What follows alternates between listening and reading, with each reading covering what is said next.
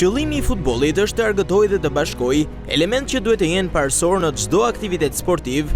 FIFA, UEFA dhe Federata Shqiptare e Futbollit kanë ndërtuar politika të forta prej shumë vitesh për të shmangur aktet e pahishme gjatë ndeshjeve të futbollit, për të krijuar kushte sa më të favorshme për të gjithë ata që duan të jenë pranë sportit më popullor në glob. Futbolli dhe episodet e pahishme nuk mund të qëndrojnë kurrësi për krah njëri tjetrit. Futbolli është një sport masa, është një sport më I dashuri I gjithë llojeve të sportit, është më masivi dhe duhet të ketë një mision edukativ normal. Por që akoma nuk kemi një ligj aq të fortë mase të sportit për të bërë të mundur që dhuna në sport mos të transferohet përtej fushës. Dhuna në sport vjen nga shumë faktorë. Janë social, janë ekonomik, janë të ndërthurura dhe besoj që është e vështirë të gjetë një limit se ku fillon dhe ku mbaron kjo. Të dy organizatat kryesore të futbollit, FIFA dhe UEFA, kanë politika shumë të rrepta lidhur me dhunën në sport.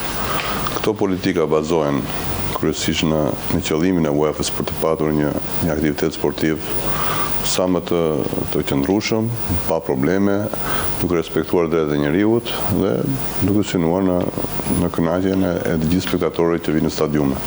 Në lidhje me racizmin apo diskriminimin apo problemet të tjera të dhunës në sport, FIFA ka procedura shumë të rrepta. Unë mendoj që raporti I dhunës për stadiume mendoj që ka ardhur duke rënë në shifra, duke marrë parasysh gjithë historikun edhe të karrierës time si gazetar edhe njohjes kampionatit vendas, gjithmonë që si referohemi futbollit në Shqipëri, por që si fenomen ende nuk është dukur, por që ka ardhur në rënje, ka ardhur dhe mendoj që ka pasur të bëj pak edhe infrastruktura, pra përmirësimi I infrastrukturës, mendoj që deri diku dhe ka flasim gjithmonë për dhunën, jo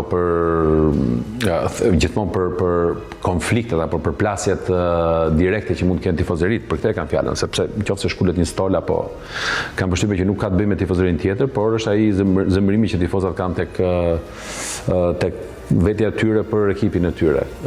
Kjo mendoj që është dhe kjo ka sjellë edhe një ulje, le të themi, të nivelit dhunës krahasuar me vitin parë, mos mbaj mend shumë raste deri në sulme ndaj arbitrave apo drejtuesve të skuadrave të tjera.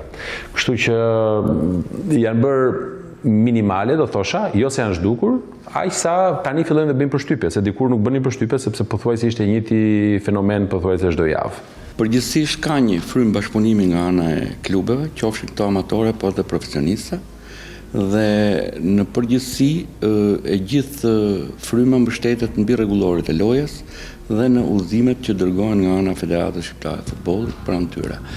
Por gjithsesi duhet të qenë se futbolli është një lojë që mbajnë dhe shumë emocion dhe adrenalin, ka element brenda kësaj loje, të cilat sidomos vinë nga tifozërit ultras, që te kalojnë çdo normë që lidhet me futbollin. Dhe kjo sjell pastaj më pas edhe ato fenomene negative që ne I vërejmë në futbollin tonë. Në rast se konstaton arbitri një fenomen të racizmit, diskriminimit apo fenomen incident rënda dhune, është procedura me 3 hapa. Hapi I parë është që ndërpritet ndeshja, ju bëhet thirrje. Në rast se situata vazhdon, futet në fuqi hapi I dytë, me atë cilin arbitri thret të dy ekipet në moment të zhveshjes. Konsultojmë përsëri bëhet thirrje publikut me foni dhe me mjetet e tjera të komunikimit. Në rast se situata përcipiton më keq ose nuk ndërpritet, atëherë ndeshja mbyllet dhe atëherë aplikohen ndëshkime të rënda që vjen nga gjoba të rënda, ndeshje pa spektator, arrin deri në uljen e pikëve apo përjashtimin përgjithmonë të ekipit. Organizimi I aktiviteteve ndërkombëtare në Shqipëri, si finalja e Conference League, finalet e kampionatit evropian U17 dhe turneve të shumë ndërkombëtar të moshave të ndryshme kombëtare, I kanë krijuar vendit tonë eksperiencën e mjaftueshme për të qenë për krah vendeve europiane në këtë drejtim.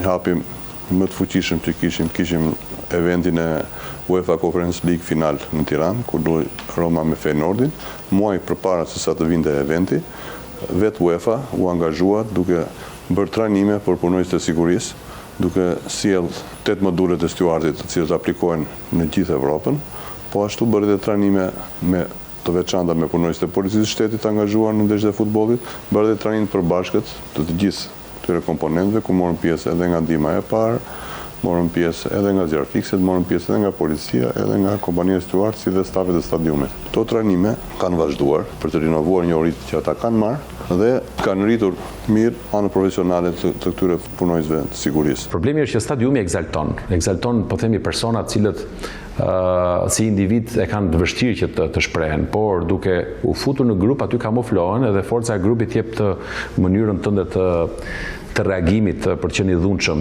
gjë që ti nuk do ta bëje kurse si po të ishe individ i vetëm kundrejt dikujt tjetër, apo një tifoz i Partizanit kundrejt një tifozi të Tiranës, vetëm për vetëm. Pra, të qenit brenda grupit sjell këtë reagimin.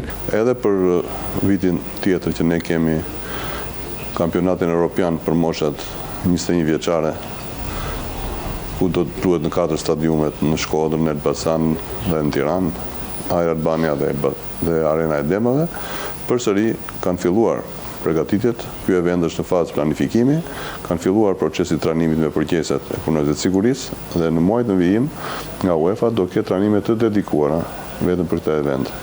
Një lloj si tek UEFA Conference League. Besojmë që këto do ndikojnë në veprimet praktike në ndeshjet e kampionatit vendas, po edhe në ndeshjet ndërkombëtare që ne kemi. Krahas politikave që mund të udhëzohen nga UEFA, FIFA dhe Federata Shqiptare e Futbollit, është thelbësore që së pari klubet të jenë shembulli kryesor që të mos ketë episode të cilat nuk i takojnë futbollit. Një nga fenomenet që ka patur një ndikim këtë edicion të Biznes Superiores ka qenë pikërisht braktisja e ndeshjes nga lojtarët në fragmente të caktuara si formë proteste për vendimet e gjyqtarëve. Tërheqja nga fusha është ta lidh me betejën, tërheqja nga beteja, ti tradhton, nuk tradhton vetëm fanellën, nuk tradhton vetëm skuadrën, duke tërhequr, tradhton tifozin, tradhton çdo person i cili është i lidhur me ty, me emblemin e klubit e kështu me radhë. Është përgjegjësi mjaft e madhe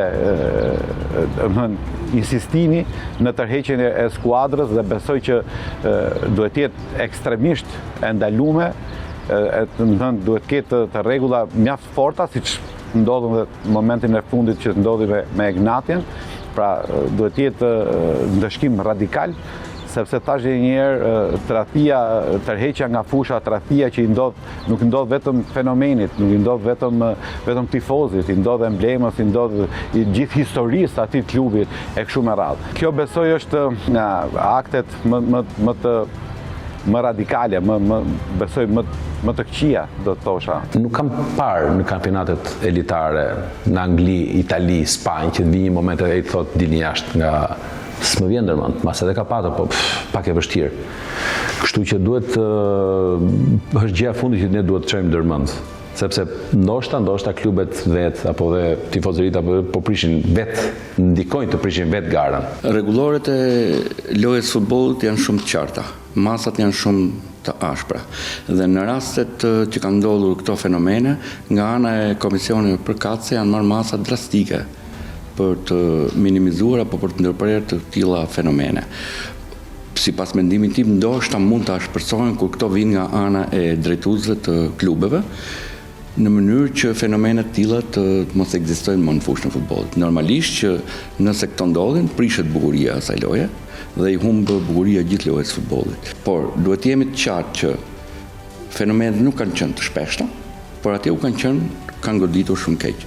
Dhe pavarësisht se rregulloria i parashikon të gjitha këto lloj fenomenesh me dënime të forta, mund të ketë për rastet konkrete të zyrtarëve të ndeshjes, lojtarëve, apo edhe të organizatorëve të ndeshjes, masat të jenë më të rënduara, më të forta. Mua personalisht nuk më ka pëlqyer asnjëherë që një skuadër të rriqet apo ta bëjë si veprim. E para, klubet i dinë shumë mirë pasojat se cilat janë qoftë ata bëjnë një veprim të tillë. Rasti konkret i finales Kupës Afrikës, ku edhe pse me vonesë skuadra i fitoi Kupën e Afrikës, e humbi Kupën e Afrikës, vetëm për këtë, sepse të gjitha institucionet drejtuese të futbollit në botë duan që të shmangin të tilla episode që të bëhen prezente. Dhe mendoj që tek këtu në Shqipëri duhet të jemi të ashpër në këtë aspekt. Çdo skuadër duhet të pranojë rezultatin, sepse ta shikoj tek vetja, tek puna saj, dhe gjithë ndryshimet duhet vinë nga vetja rreth parë dhe pastaj të kërkohet dhe nga skuadrat e tjera që do kesh përballë. Tu mbaj mend që gjithmonë pothuajse faza e 4 e kampionateve apo faza e 3, faza decisive gjithmonë ka qenë problematike me shumë tension, karikuar dhe nga vetë klubet, sepse kjo nuk është vetëm përgjegjësi e tifozëve. Unë mendoj që janë klubet të parët që nxisin atë apo rrisin atë trysnin, presionin përpara një ndeshje, parja jo si një rival, por si një kundërshtar jo në fush, po kundërshtar në fundit ai duhet të mirëpres një herë. Pra një X skuadër, kur të fton në shtëpi, do të mirëpres dhe ti të dalësh ashtu si duhet. Në radhë parë klubet duhet të rrëngjëjsojnë dhe të bëjnë të paktën minimumin e tyre për të garantuar një siguri për të zyrtarët e ndeshjes, për tifozët miq, për tifozët e tyre. Ndeshja bëhet për spektatorët dhe duhet që ata të jenë të sigurt dhe të kënaqen gjatë ndeshjes. Klubet në radhë parë duhet të emërojnë si klubet e kategorisë superiore, ashtu dhe klubet e kategorive të tjera, sidomos kategorisë parë, duhet të emërojnë një oficer sigurie për klubet, për KC. Unë kam parë Milan Inter, nuk janë fyret aq të rënda. Mos të përmend se si thuhet italisht, çfarë i thot tifozët e Interit njërit dhe çfarë i thot tjetrit. Këtu shahet me libër shtëpie, po këtu vinë femra, vinë motra, vinë vajza dhe derbi për mendimin tim duhet edhe në këtë aspekt që të bëhet një model që këtu të mbushet, sepse po të vësh re, ndoshta edhe nga sharjet nuk është vetëm niveli i futbollistave apo i lojës, por edhe nga këto ofendime, këto sharje, këto përplasjet që kanë distanca, edhe këto sjellin uljen e njerëzve në shkallët e stadiumit, sepse unë dua një ambient shumë miqësor, unë dua një ambient tifozëri të bëhen mbrapa portave, kurse në këto pjesët e tjera ti shkon njëri dhe për qefshi, nuk ka nevojë të bërtasi apo të bërë orazi për skuadrën e tij. Klubet natyrisht që duhet të punojnë më tepër në shmangjen e këtyre episodeve, pasi janë hallka e parë e cila konsiderohet si rregullatore për të shmangur ngjarjet e pakëndshme. Gjithçka nis nga fusha, nga një episod i vetëm që mund të ndikojë në gjithçka ndodh në vijim. Reagimet e tepruara të lojtarëve, provokimet, debatet në momentet e zëvendësimeve apo dhe përplasjet në fushën e lojës mund të jenë shkak i situatave të pahishme, momente që ndoshta kalojnë parën shumë në sy, por që mund të kenë një impakt të madh në ato çka mund të ndodhë e të ketë pasoja më vonë. Kemi raste që lojtarë caktuar bëjnë gjeste të tyre të cilat e irritojnë dhe sjellin direkt e dhunën në shkallët e stadiumit. Por kjo duhet të shihet me një lupë mjaft fort, do thosha, dhe të merret masa mbase ekstreme për këto lloj futbollistës, sepse ballafaqimi një futbollisti me gjithë një sektor, do thosha, të ultrasve ose të atyre që janë të përqendruar, tifozët e ekipit kundërshtar, një gjest i tij sjell irritimin atyre dhe ato përshkallëzimi atyre e çon në një diçka që e prish, përveç se prish lojën, prish imazhin e futbollit, po në përgjithësi dhe çështjet sociale të gjithë sistemit, do thosha. Për sa i përket asaj që ju përmendi, për lojtarët që provokojnë në fushën e lojës, duhet të ketë një shpërsim më të madh masave, të paktën ky është mendimi im. Kryesisht nga nuk do të vëgishta, por historikisht pothuajse njerëzit afër presidentave kanë qenë ata që kryesisht her pas here kanë nxitur edhe tensione apo sherrre, si në tribuna po dhe poshtë në korridoret e aty ku vinë nga dhomat e zhveshjes. Se kemi patur plot raste në Selmas Tërmasi, në Elbasan së fundmi, në Shkodër. Këto vinë ndonjëherë edhe nga, prandaj them që është shumë e rëndësishme që drejtuesit e klubeve të qëndrojnë, ta presin tjetrin sikur e presin në shtëpi. Është thjesht vetëm një ndeshje futbolli. Njëri do fitojë kampionatin, vetëm njëri do fitojë kampionatin, dy do bien nga kategoria, edhe kjo punë është për vit. Theksi duhet vjetë të ndërgjegjësimi dhe edukimi i stafeve, bankinave, po edhe lojtarëve, sepse çdo emocion apo çdo tejkalim, çdo provokim që vjen nga bankinat, një incident i vogël në bankina pasqyrohet direkt tek tifozët, sepse tifozët i kanë syrin të ndeshja. Në rast se një trajner i caktuar ose një lojtar i caktuar bën një veprim të dhunshëm ndaj arbitrit apo ndaj një zyrtari tjetër apo ngre një pretendim, atëherë turma kuptohet që do reflektojë në kohë do ta përkrajë dhe kjo pastaj sjell acarimin e tifozërisë dhe ka shkak për incidente të mundshme dhe të rrezikshme. Edhe vetë drejtuesit e klubeve kanë përgjegjësinë e tyre dhe duhet të ndërgjegjësohen që presioni që ata i të çojnë stafeve, bankinave apo dhe lojtarëve për rezultatin e ndeshjes, ky presion pastaj do pasqyrohet ndikon negativisht edhe te tifozët. Federata është e përkushtuar që nëpërmjet kurseve të licencimit trajnerëve të ketë tema të veçanta për pjesën e edukimit të brezit të futbollistëve të ri, sepse dhuna në sport nuk vjen vetëm nga ajo brenda nga aktorët që e zhvillojnë atë, pra aktorët janë lojtarët, trajnerët, stafi kështu me radhë, po edhe nga tifozët dhe besoj kjo është ajo që një urlidhse duhet jetë shumë e madhe ndërmjet tifozit dhe vetë sportistit dhe besoj kjo sa më fort jetë, sa më e shëndosh edhe dhuna nuk duhet të shfaqet nëpër tribuna. Kodi i disiplinës i ka të parashikuara në mënyrë eksplicite të gjitha masat që merren në raste konkrete dhe për raste përsëritje. Dhe normalisht që masat shkojnë deri në nivel maksimal. Ndoshta mund të rishikohen për këto raste që thashun në mënyrë që fenomenit mos ndodhi më. Ajo që mua më vjen keq është që ka pasur fenomene dhe në futbollin e moshave të vogla, qofshin të nivelit të profesionist kategorisë parë apo dhe të kategorisë dytë amatore. Dhe në përgjithësi nuk vinë nga lojtarët apo nga zyrtarët e ndeshjes, por vinë nga tifozëria, pra nga prindërit. Këtu duhet pasur pak kujdes në vendimet që merr Komisioni i Disiplinës, pasi jo vetëm që duhet të disiplinojmë lojën, por duhet kemi parasysh që masa duhet të kenë dhe karakter edukues në mënyrë që të mos i lëmë fëmijët e këtyre moshave pa luajtur. Sa i përket pjesës profesioniste, unë mendoj që masa duhet të jenë drastike sepse është e patolerueshme dhe e palejueshme që aktor futbollit të atij niveli të arrijnë deri në këtë farë mase që për një vendim të arbitrimit të braktisin fushën e ndeshjes. Në vitet e fundit janë bërë ndryshime, ku sanksionet për ata që shkaktojnë akte dhune janë shpërsuar, por sigurisht që kjo nuk mjafton, pasi flasim për aktivitete ku marrin pjesë një masivitet njerëzish dhe duhet ndërgjegjësimi individëve, të cilët duhet të kuptojnë që episode të tilla jo vetëm janë të dënueshme, por nuk kanë asnjë lidhje me futbollin. Te ligji për sportin kemi edhe Komisionin kundër dhunës në sport. Është një komision në nivel strategjik që mblidhet te Ministria e Sporteve, përgjithëse ku marrin pjesë nga Ministria e Brendshme, nga organizatat e tjera sportive, edhe nga media, i cili parashikon politikat kundër dhunës në sport dhe analizon incidentet apo situatën që krijohet në të gjitha sportet, jo vetëm në futboll.